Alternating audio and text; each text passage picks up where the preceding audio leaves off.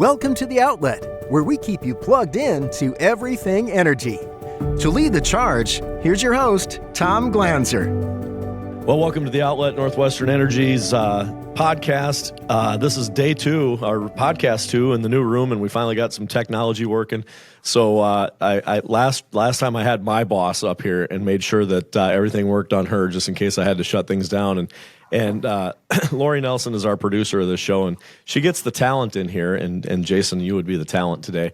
I could not believe it when the email came through and she said the one VP I thought there's no possible way Merkel's coming on this show. He would not have time for me, and this would not be something in his wheelhouse. And when she said Jason's on, I couldn't have been more happy. And Merkel and I go back 20 years now. I've been in the company, and my first experience with him was probably the ice storm of 2005. We talk about that a lot because that's kind of what brought our companies together. But Jason, welcome to the show. Is this your first podcast ever? Yes, actually it is. Really? It Nobody is. else has called you to be on a podcast? Well, I get all kinds of calls, but you're the only one I would accept. Well, that's awesome. You got the Scott Van Pelt thing going on behind you there. Joe Rogan, Scott Van Pelt, the communications group in Butte hooked me up. They came up. The wall is wrapped. I've got, leather furniture. The only thing we don't have is cigars and somebody else to run all the tech for me. But otherwise, it's kind of the Joe Rogan show here. But that's that's what we wanted. We wanted it real life. We wanted people to see who these people are that are actually running the company, put faces with the company. And quite honestly, you're one of those faces that has been the solid here at this company in the distribution ops. Jason is our VP of distribution operation. And what that means, Jason, is you have a very big territory to take care of, and it's no small undertaking, and we appreciate your time. So thanks for coming on. Oh, you bet. Thank you for having me, Tom. Talk about your day-to-day and what keeps you up at night and how you got to where you are right now. Oh, wow. What keeps me up at night? I got to tell you, certainly there's always the potential of something, but I've been in either the director role or executive role with Northwestern in the operating group in distribution operations, and since about 2006, 2007. And during that time, nothing surprises you anymore. So in terms of what keeps me up at night, there's not a lot of things.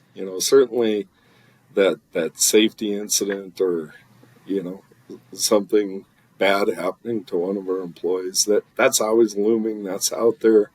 With the potential for the big storm. But even when you think about those, usually the outcome of those big storms, you brought up 2005 ice storm, and that was a devastating storm for South Dakota. But in the aftermath of that, it seems like we're always talking about how it kind of propelled us to a better place, and maybe that's just Northwestern. We look at the silver lining that's in all those events. But I've got an incredibly competent staff in distribution operations, and so they do so well with all the challenges that we have out there, whether it's wildfire or just dealing with the day-to-day operations, that I really don't I sleep well, Tom. I sleep well. So, what was your job? What is your career path when you finished school? How did you start with Northwestern? I don't know this about you. No, I right out of high school in the 80s, I went and tried college for 1 year, and the dean of Montana Tech was nice enough to send me a note and ask me to take some time off. So I went back to the home country, which is western Montana, and I worked in the woods, I worked in the mills, and then I did finally make my way back to college. My wife, and still my wife of 38 years,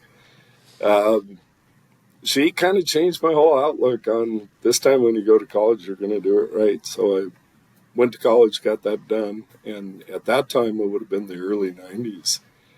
Much different time than today, Yeah. where there just wasn't open positions. And I knew I wanted to stay in Montana or in this part of the country anyway.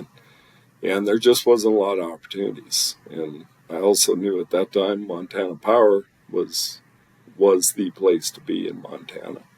And I did some contract welding and worked at the mines around Butte until an opportunity came up. And fortunately, they took me on in 1993. And then I started in the gas fields. We owned gas production fields at that time, and like we do today, but in the Cut Bank area. So I went into gas production, gas transmission, for 4 or 5 years, and then a short stint in hydro, which was a great experience as well. And then Montana Power began to divest and change its traditional look, and they end up selling the T&D assets to Northwestern Energy. And about the time that announcement was made public, I actually moved into the T&D business and went with Northwestern Energy and moved to Helena just shortly before all that happened. And I've been in the distribution, electric transmission, on the field operations since about 1997, 1998, and then became the director.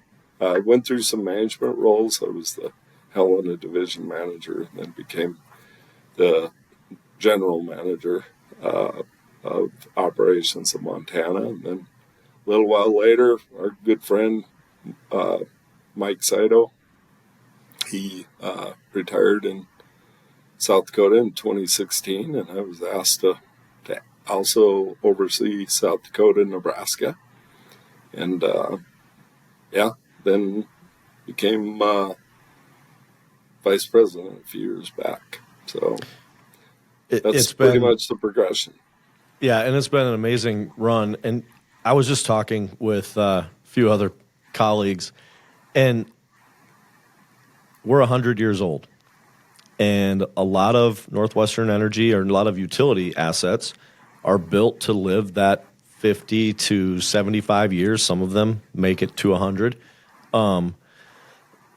But when you think about the current period that we're in, we are almost starting over.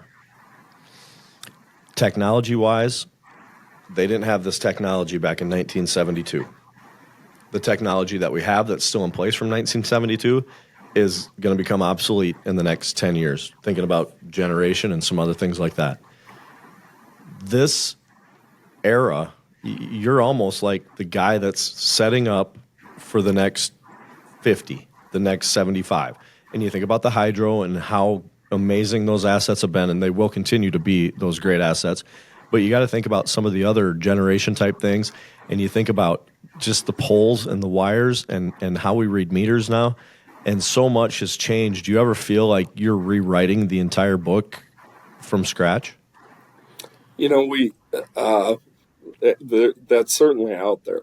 I mean, there's a portion of the assets that, they're very much the same, and I don't see technology replacing that, that power pole. There's portions of the generators that are kind of the same. Like when I was in hydro, I was amazed in talking with the people there that had worked 35, 40-year careers, and they had never seen the inside of some of those generators. They just ran that long, So certainly in our industry, a lot of resiliency. I mean, we have some power poles. One of our board members, I actually just sent her an insulator that was manufactured in 1889, and it was still in service in 2007. Wow. It came down shortly thereafter. So, I mean, think of the life of some of those assets. But you are so right. What's really beginning to change our paradigm is technology. We're able to operate our systems, and largely it's around the operations of our systems where technology's really given us the benefit. South Dakota has actually realized this for 20, 30 years on their distribution system. Their networks, in contrast to maybe the Montana networks, Montana, in the cities and towns, we have multiple feeders that are connected, and we're able to shift load from one feeder to the other. But we also have, of the, 18,000 miles of line. Do you realize, Tom, we have more power poles than we have customers? We have 440,000 power poles. And what's interesting is we have as much data about those power poles as we do about our customers. I mean, we know our customers, we know our assets, and it positions us very unique. But back to technology, in Montana, we're very rural. So we have a lot of feeders and networks that just don't connect to anything else. So when we lose power on those, we lose the end of those segments. South Dakota, in its development, even a good portion of the rural is connected to either another utility or we're connected back to one of our feeders. So technology down there in South Dakota, and we've kind of taken a bit of the playbook from South Dakota, that setting ourselves up with having switches out on the line that are automated, that we can control from a control center, that when we lose a segment, we can isolate that segment and do what the lineman would do once they get out there. And if we can do that in the first few minutes and get the majority of the customers back on, then when our crews show up, they're dealing with, a smaller segment of customers, and of course, often have to make the repairs, do the things that they always would have done anyway. They just don't have to focus on the restoration components. So we're just advancing in every way. We've got the DOC in Montana, which is the distribution operation control, similar to what we have in South Dakota. We see all of that coming together, so one control center can operate any portion of our total service territory. Wildfire, we're deploying an immense amount of technology. We're doing patrols with drones. We've got smoke detection set up on mountaintops where we get that early indication of a fire, and that's not only benefiting us in operating our system, but it's benefiting the whole community, because it doesn't matter what that fire is. We're going to respond to it. We're going to alert authorities very quickly, and those firefighting resources can be on that before it becomes a huge blaze. So we're doing technology is just everywhere in our business, and it is really changing the paradigm of how we operate our company. It's really simple when you think about it sometimes, but the technology and the redundancy that we have built in and things like that, just to take care of. Yeah, go ahead, have a drink. You're good. Hey, yeah, you're allowed. I had to see how much was left, yeah, Tom. Yeah, so that you've got this much of discussion left. That's all I've got left. Just, you can't cuss on our show. We're clean. So, you honestly, like, when you went through just now, I had about 4 or 5 questions, and I kind of had planned that. I was like, I want to ask him about this. But one of my questions, we go back to the miles of line and poles that we have. the rurality, if that's even a word, of our system in both South Dakota and, you think about Nebraska too, and Montana, and then that little corner of Wyoming, the beautiful park. Even in Yellowstone, just trying to get to the poles and things that we need to take care of on a regular basis. Do you ever wish we have 770,000 customers? Most utilities have that packed into maybe a 20-mile square radius, and we're doing that across 3 of the most expansive, beautiful states you've ever. There's more cows in South Dakota than there are people, and Montana is probably pretty close to that too. But do you ever get jealous of those guys that have everything packed kind of tight? The growing up here, it's sometimes you have to just stand back and take a look at how blessed we are in what we do. I was actually watching TV last night, and I saw one of our commercials, and I saw Rody Vedder on the commercial. He's a line foreman out of Butte, and talk about and you could just feel the passion of what he does, and how blessed he is to be able to respond to our customers and enjoy the great outdoors like we have. And I wrote a little something for one of our internal publications a few years back, and it really gave me a time to reflect about as I travel around our service territory.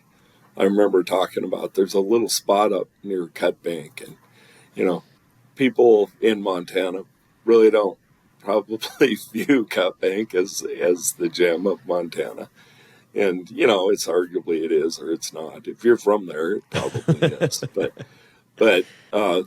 But every place, and even Cut Bank has a little place. It's called the Rims. It's where actually many, many years ago, the Native Americans would actually use that rim, as their buffalo jumps. And so there's all that. I read Steve Rinella's book.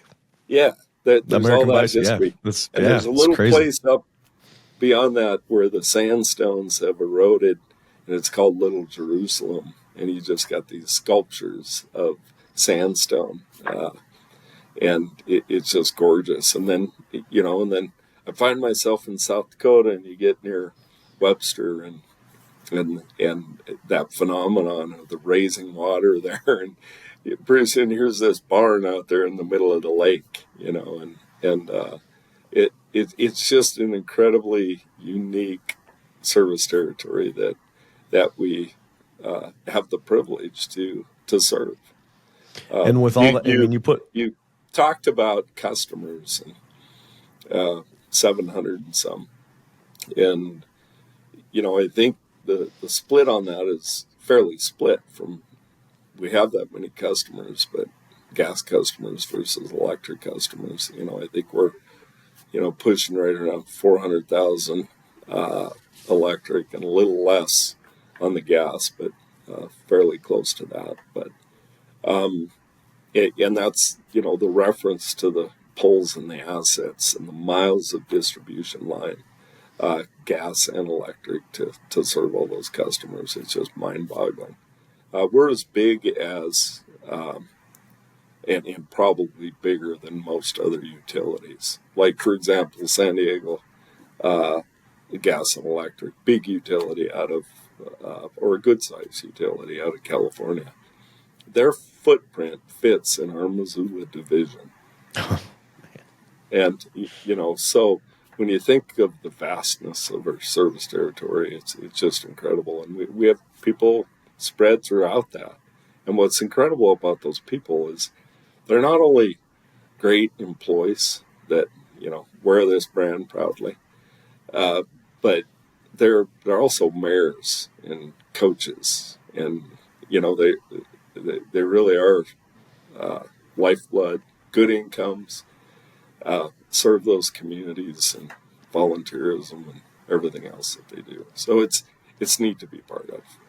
And when we talk about that vast area, you start to think, well, with that much area you're covering, we have storms, and we could have a storm in northern Montana and southern Montana be nice and warm. Same South Dakota, or when you guys get the 100-mile-an-hour winds, we get it a day later at 75 miles an hour.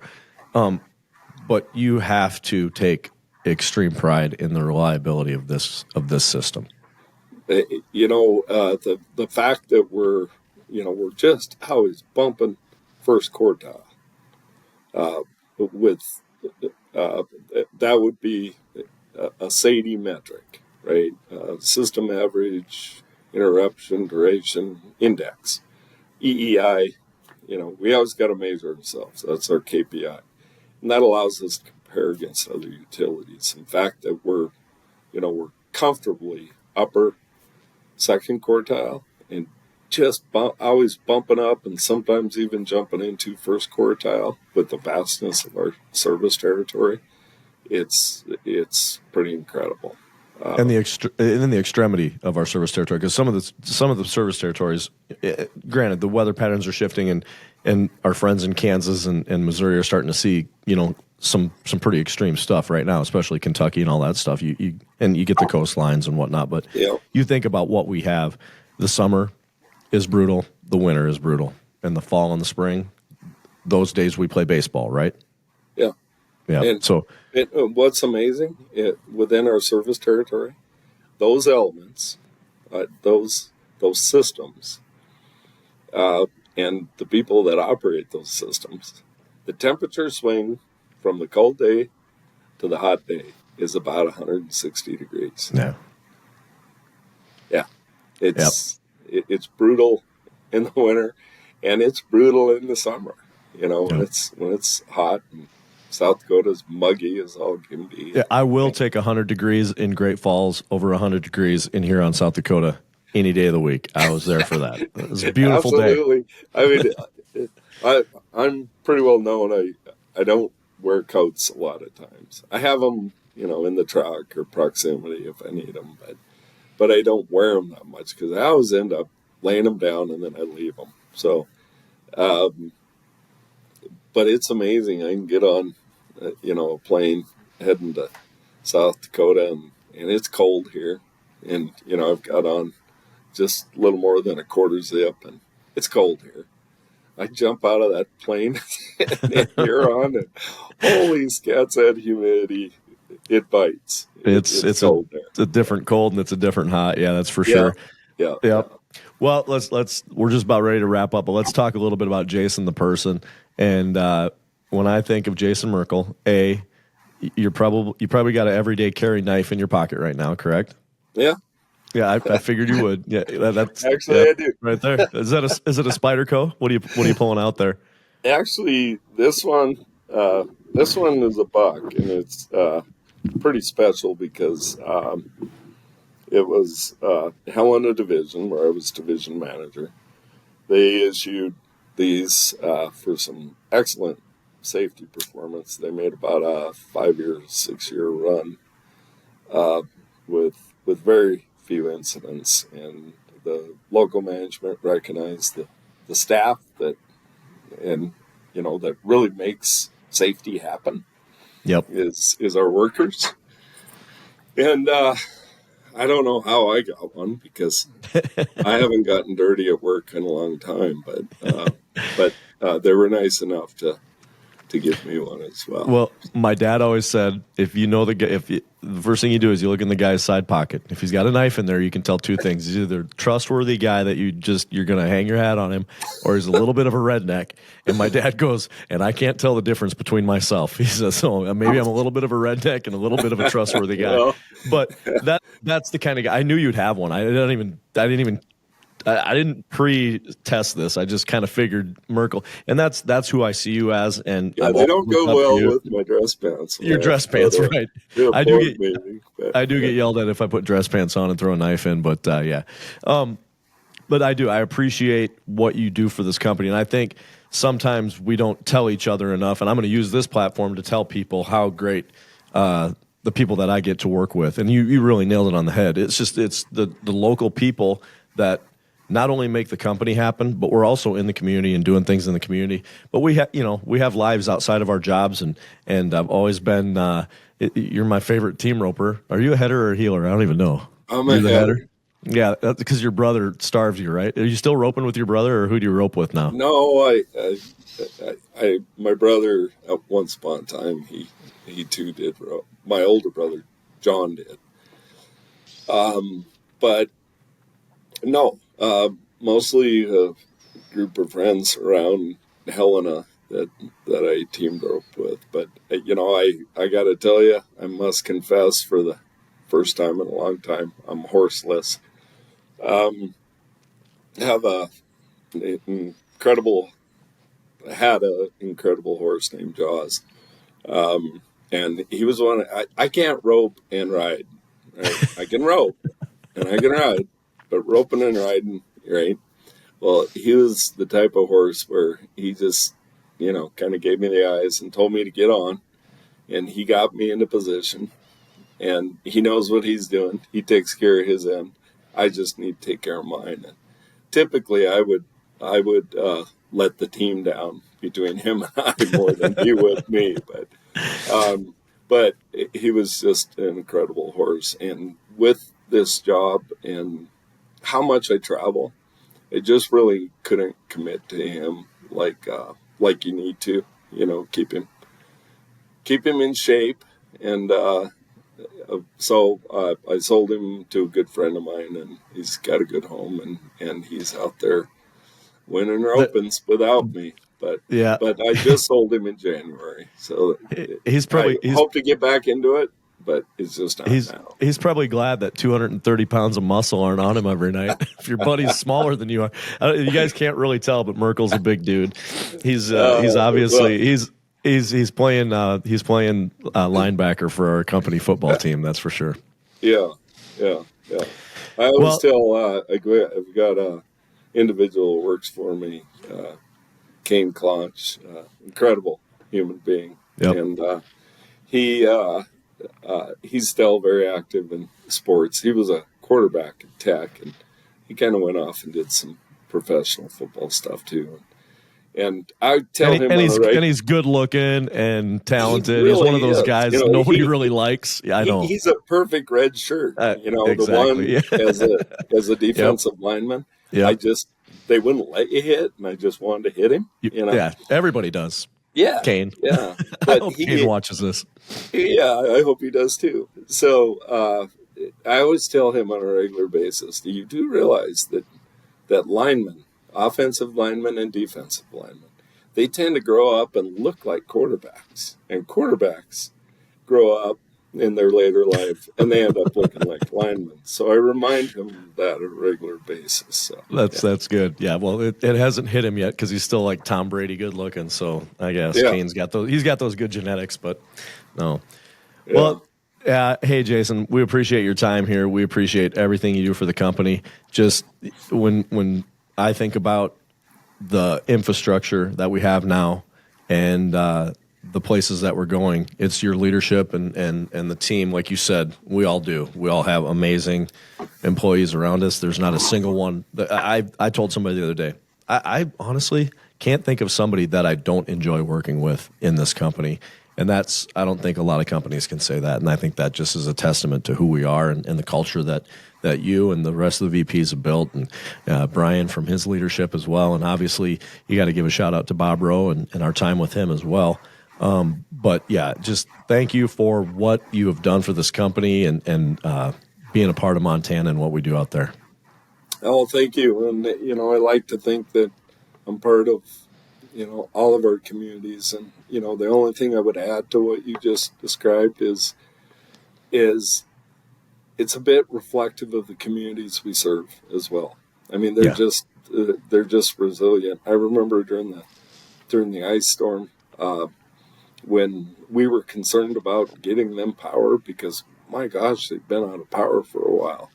And our crews would roll up and they'd have coffee and who knows how they made the baked goods, but they had baked goods. And that, I mean, heck, most of the communities we serve, that's the way it is too. They're helping us out.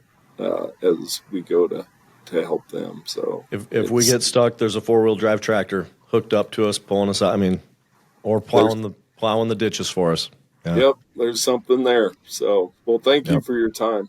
I got a shout out to our producer, Lori Nelson.